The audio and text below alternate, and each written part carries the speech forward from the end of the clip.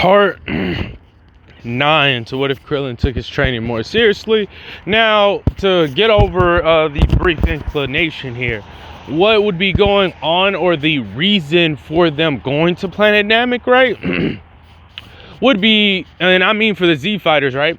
Would be for the fact that they still believe that Krillin and Gohan are on there. They don't know that they're in other worlds doing some really, dope training or whatever, right? And so during all of this, while they're fighting for their dear lives, Krillin and Gohan are just meditating and training and putting in some really good work. You know what I'm saying? So they think, oh, we got to go over there and we got to go help them out. Piccolo wants to go for obvious reasons because of the simple fact that it would be, very beneficial for them to go. I mean, he's a Namekian. The Earthling want to go because they want a rematch and they need to confront Raditz because they sense the change of heart. Even Piccolo beating on Nappa, he was beating on Nappa kind of solidly. So there's a rivalry there, and Goku's dying to fight Vegeta again. Without the planet being at risk, of course, that, was kind of dampening all the fun Goku was having. So with that being said, they all have different motivations for wanting to go, but they don't want Krillin to be blindsided, because even if Krillin did get stronger, fighting all of them, and if 2 of them go grade 8, and on top of Raditz potentially having the Akari state, because since he was stronger in this timeline, he was also more skilled, it would possibly, cause some problems, okay? So, with this being said, everybody was like, yeah, we're gonna set off.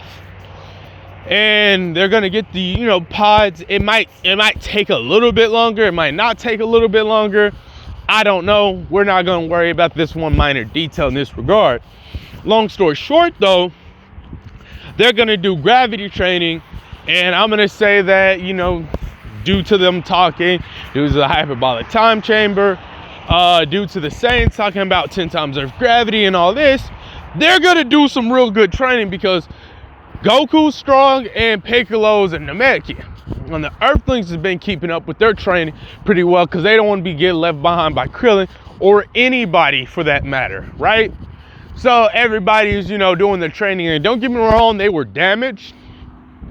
But I'll say to Krillin being stronger, and hold up, ouch. I'll say due to Krillin being stronger and the fact that he came and he left and then fought and everybody was damaged, I'll say Korn probably made a couple of senzu beans, you know what I mean?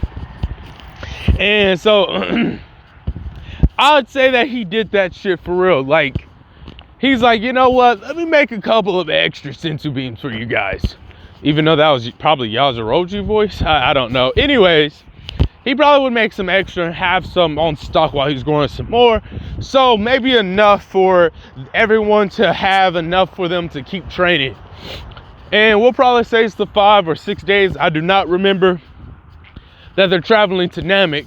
And the training, the gravity room, would be a lot more intense. And since Goku's able to pilot the ship, or at least get the coordinates right, or, do the bare minimum, I'm probably gonna say that I don't think Bulma needs to come here. It would make no sense for her to be there. I could try to spice up their relationship there, but Bulma and Vegeta, well, I don't really see that being the case.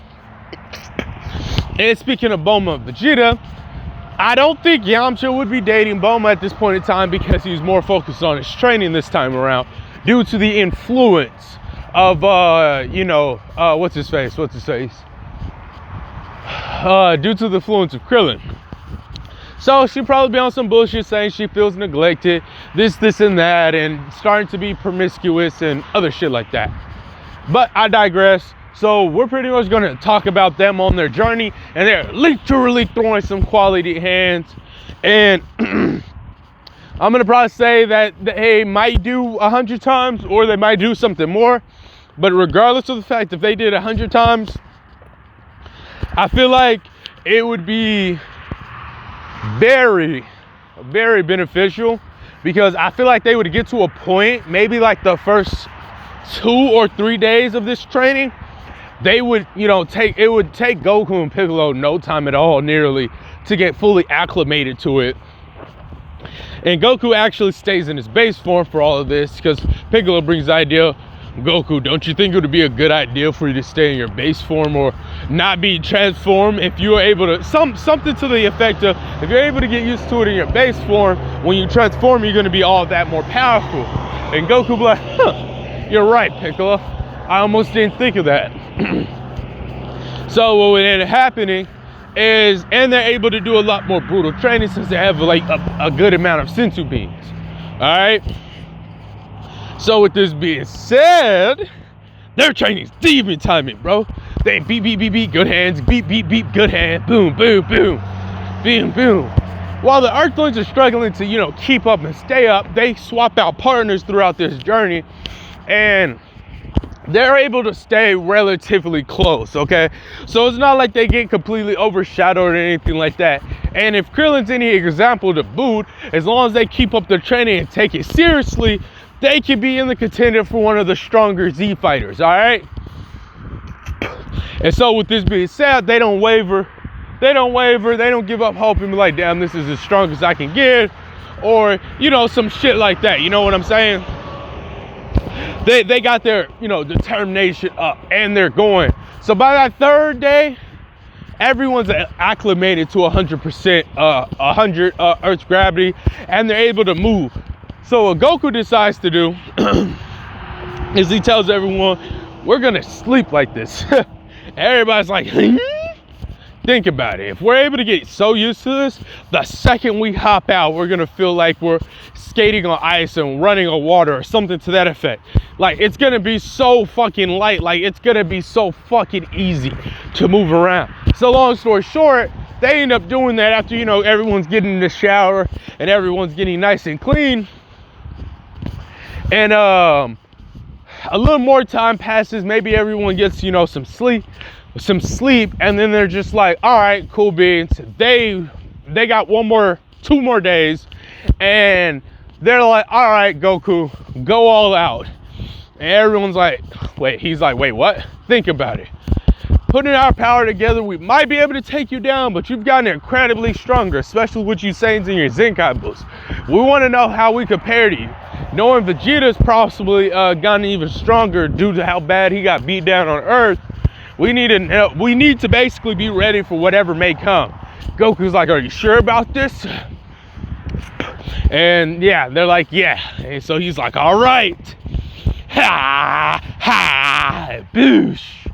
He goes into his Zakari state. And since the ship was able to handle what Goku could do in canon, I'll just say that maybe it might take a few more days because they had to make the ship bigger and more durable because of how strong Goku was. Who cares?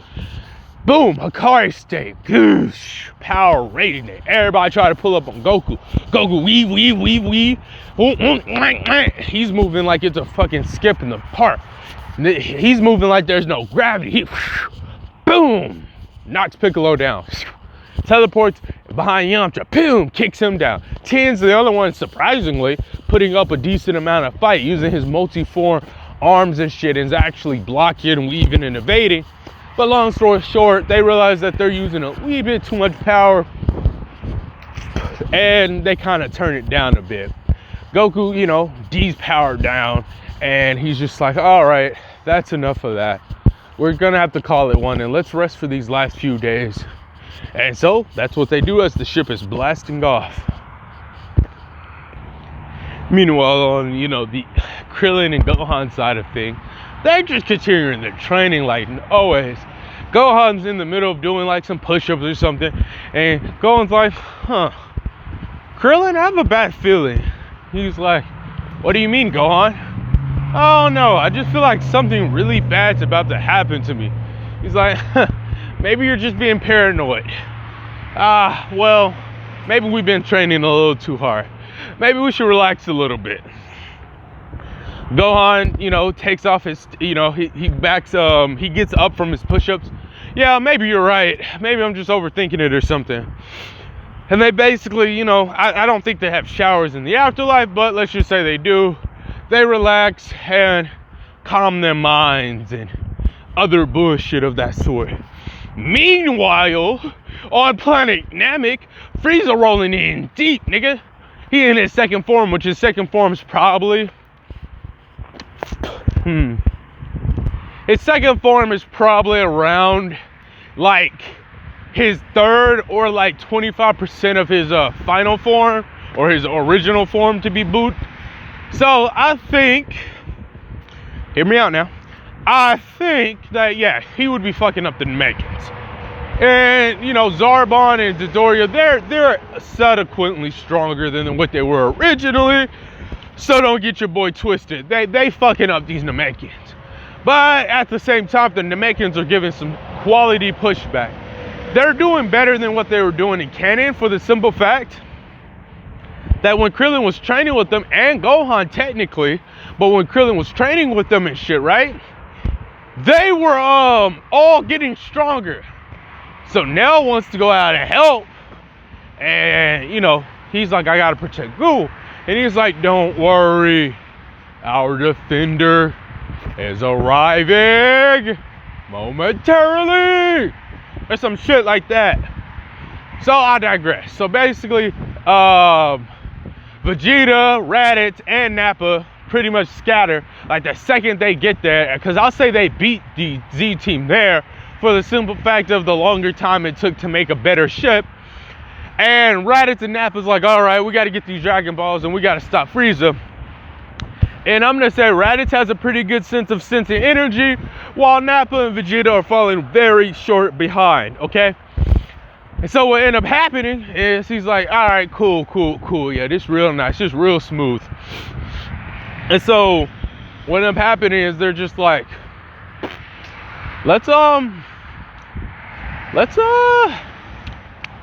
split.